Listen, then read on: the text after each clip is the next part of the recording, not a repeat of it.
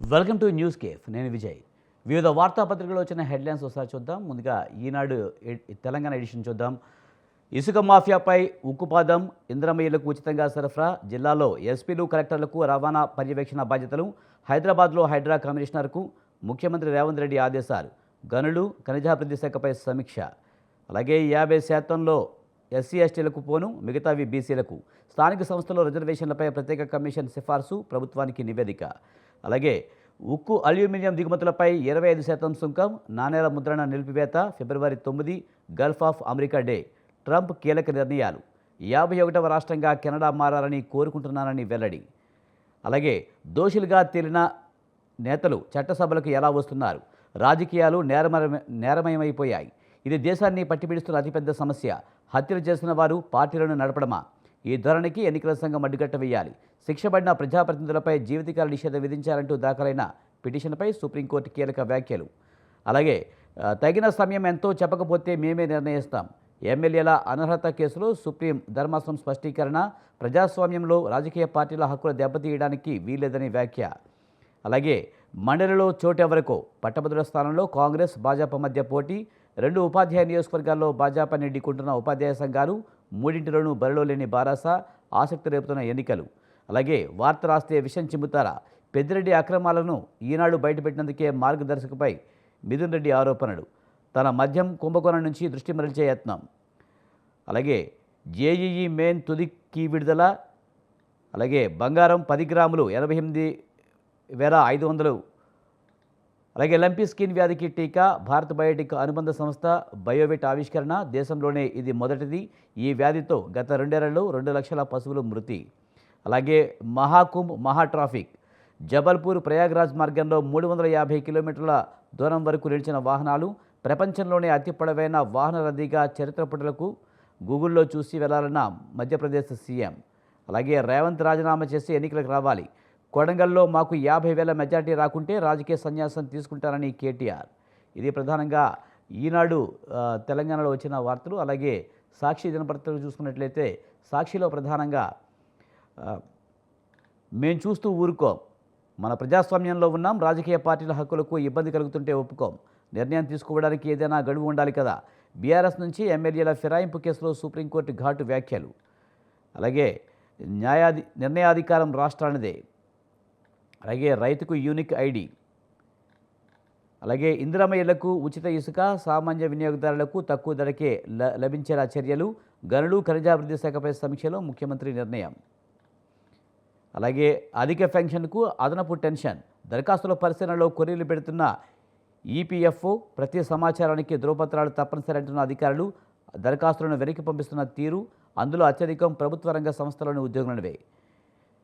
బ్యాటర్కు ఉన్నంత ఏకాగ్రత ఉండాలి. పరీక్షా పే చర్చా కార్యక్రమంలో విద్యార్థులతో మోదీ మాటామంతి, ఇండోర్ స్టేడియంలో కాకుండా ఈసారి తోటలో కలితిరుగుతూ చర్చా కార్యక్రమం.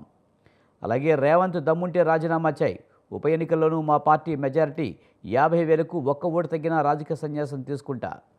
అలాగే మన చదువులు భేష్, దేశ విద్యా వ్యవస్థ బాగుందని అధిక శాతం యువత అభిప్రాయం, భవిష్యత్తులో మరింతగా పురోగమిస్తుందని ఆశాభావం. ఇది ప్రధానంగా సాక్షి దినపత్రికలో వచ్చిన వార్తలు. అలాగే నమస్తే తెలంగాణ చూసినట్లయితే ప్రధానంగా కౌరవ పాలనపై కురుక్షేత్రం ఇది, అరాచకాలు, దుర్మార్గాలు, దుర్యోధన పాలన రేవంత్ది, వాటిపై భూపోరాటం అనే యుద్ధం చేస్తున్న రైతులు, ముఖ్యమంత్రి ఆరాటమంతా అల్లుడు అదానీ కోసమే, రేవంత్ దమ్ముంటే రాజీనామా చేసి నిలబడు, బీఆర్ఎస్కు 50,000 మెజారిటీ కన్నా 1 సీటు తగ్గిన రాజకీయ సన్యాసం తీసుకుంటా, నువ్వు సిద్ధమా అంటూ సవాల్ విసిరారు. అలాగే ఇక రీజనబుల్ టైం అంటే ఎంత, మీ డిక్షనరీ చూసి చెప్పండి, ఇప్పటికే 10 నెలలు గడిచింది, ఇంకా గడువు కావాలా, ఇది ప్రజాస్వామ్య హక్కుల అంశమని గుర్తు చేసుకోవాలి. ఫిరాయింపు ఎమ్మెల్యేల అనర్హత కేసులో సుప్రీంకోర్టు ప్రశ్న, 4 రోజుల్లో వివరణ ఇవ్వాలని అసెంబ్లీ కార్యదర్శికి ఆదేశం. అలాగే 42% బీసీ కోటా ఇవ్వాల్సిందే, ఆ తర్వాతే స్థానిక సంస్థల ఎన్నికలు నిర్వహించాలి, లేదంటే ప్రజాయుద్ధానికి బీసీలు సిద్ధం, కాంగ్రెస్ ఇచ్చిన మాటను నిలబెట్టుకోవాలి, రాజ్యాంగ సవరణకు బీజేపీ పూరుకోవాలి, బీఆర్ఎస్ సహా అన్ని పక్షాలు ఒత్తిడి పెంచాలి. అలాగే బీసీ రిజర్వేషన్లలో కోత, ప్రస్తుతమున్న శాతం కన్నా తక్కువ కోట, రాష్ట్ర ప్రభుత్వానికి డెడికేటెడ్ కమిషన్ నివేదిక, సుప్రీంకోర్టు నిబంధనల మేరకు స్థిరీకరణ. అలాగే కాలేజీల్లో తెలంగాణ దేశంలోనే నంబర్ 2, 2021-22 లెక్కల్లోని నీతి ఆయోగ్ నివేదిక, కేసీఆర్ పాలన సాధించిన మరో ఘనత. ప్రతి 1,00,000 మంది విద్యార్థులకు అత్యధిక కాలేజీలంటున్న రాష్ట్రాల్లో 2వ స్థానం. అలాగే ఆర్టీసీ చర్చలకు సర్కారు బ్రేక్. ఎమ్మెల్సీ ఎన్నికల కోడ్ చూపించి వచ్చే నెల 8 వరకు వాయిదా. ప్రభుత్వం యాజమాన్యం తీరుపై ఆర్టీసీ జేఏసీ ఆగ్రహం. అలాగే బతకలేక చస్తున్నాం, రోజంతా కష్టపడినా ఆటో కిరాయి 2,000 కూడా వస్తలేదు. అద్దె ఎట్లా వెళ్ళాలి, ఫీజులు ఎట్లా కట్టాలి, ఇల్లు ఎట్లా నడవాలి. ఇది ప్రధానంగా నమస్తే తెలంగాణలో వచ్చిన వార్తలు. ఇక ఏపీ విషయానికి వస్తే ఈనాడు ఆంధ్రప్రదేశ్లో వార్తలు అయితే డ్రైవర్లే డైరెక్టర్లు. కల్తీ నెయ్యి గుట్టు రట్టవగానే సంస్థ మాయాజాలం. అక్రమాలు బయటకు రాకుండా సెల్ ఫోన్ ధ్వంసం. పేరు ఏఆర్ డైరీది. ఉత్తరాఖండ్లోని బోలేబాబా నుంచి నెయ్యి సరఫరా. వైష్ణవి డైరీకి వచ్చాక సీళ్లు మార్చేసి మోసం. తీతేదా కల్తీ నెయ్యి సరఫరా కేసులో వెలుగులోనికి. రిమాండ్ రిపోర్ట్లో పేర్కొన్న సీట్. అలాగే రైతు బ్యాంకుకు వస్తే పావు గంటలో రుణం ఇవ్వాలి. గత ప్రభుత్వ హయాంలో అక్రమాలపై విచారణ. అవసరమైన సమాచారం ఇచ్చి సహకరించండి. 20 లక్షల ఇళ్లకు సూర్యగర్. ఎస్సీ ఎస్టీలకి ఫ్రీ. బ్యాంకర్ల సమితి సమావేశంలో సీఎం చంద్రబాబు.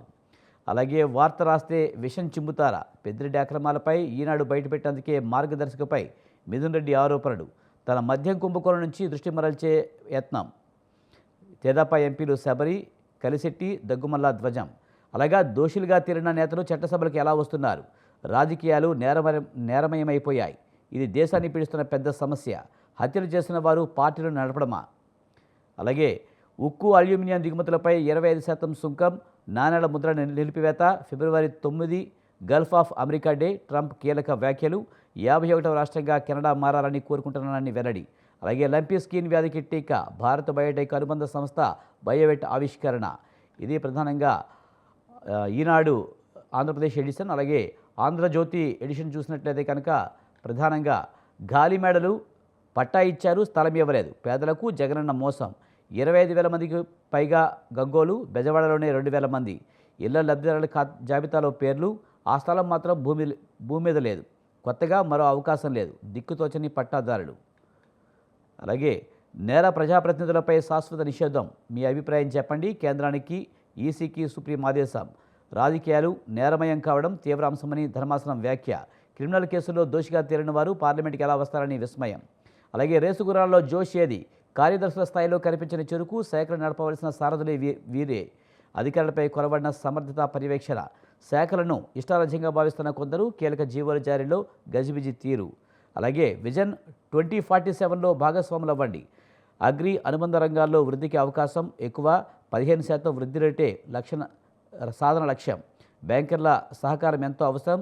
రైతుకు నిమిషాల్లో రుణమిచ్చే పరిస్థితి ఉండాలి. అలాగే జగన్ భారతీయ ఆరోపణలు ఖండిస్తున్న. రాజకీయ ఉద్దేశాల కారణాలతోనే జగన్ కేసు వేశారు. అలాగే ఎల్సీఎల్టీ తల్లి విజయలక్ష్మి కౌంటర్. చెరెడి షర్మిలారెడ్డి కూడా. ఎంవైయూ ప్రకారమే సరస్వతి షేర్లు బదలాయింపు. కుటుంబ ఒప్పందంలో ఎన్సీఎల్టీ జోక్యం తగదు. అలాగే 60 రోజుల్లో రాకపోతే అనర్హత వేటు. బడ్జెట్ సమావేశాలకు జగన్ రావాలి. ఎమ్మెల్యేకి ఇచ్చే సమయమే ఇచ్చాం. గతంలోని కౌరవ సభల అసెంబ్లీ నిర్వహించాం. గౌరవ సభల హుందాగా నిర్వహిస్తాం. స్పీకర్ అయ్యన్న. అలాగే బోలేబాబా, వైష్ణవి, ఏఆర్ నడుమ నెయ్యి. 3ంటికి టెండర్లో పాల్గొనే అర్హత లేదు. తప్పుడు డాక్యుమెంట్తో పాల్గొన్న వైనం.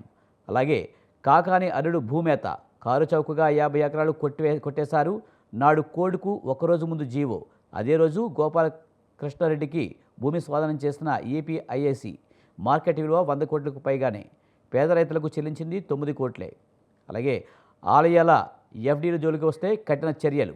ఇది ప్రధానంగా ఆంధ్రజ్యోతిలో వచ్చిన వార్తలు. అలాగే ముఖ్యంగా సచివాలయంలో రాష్ట్ర స్థాయి బ్యాంకుల సమావేశంలో అయితే సీఎం చంద్రబాబు పాల్గొని కీలక సూచనలు అయితే చేశారు. రైతు బ్యాంకుకు వస్తే 15 నిమిషాల్లోనే వారికి రుణం ఇచ్చే విధానం అందుబాటులోకి తేవాలని, అలాగే గత ప్రభుత్వ హయాంలో వివిధ ప్రభుత్వ శాఖల్లో జరిగిన అక్రమాలపై విచారణ జరుగుతుంది. దర్యాప్తు అధికారులకు బ్యాంకు అధికారులు సహకరించాలంటూ కూడా ఆయన సూచనలు చేశారు.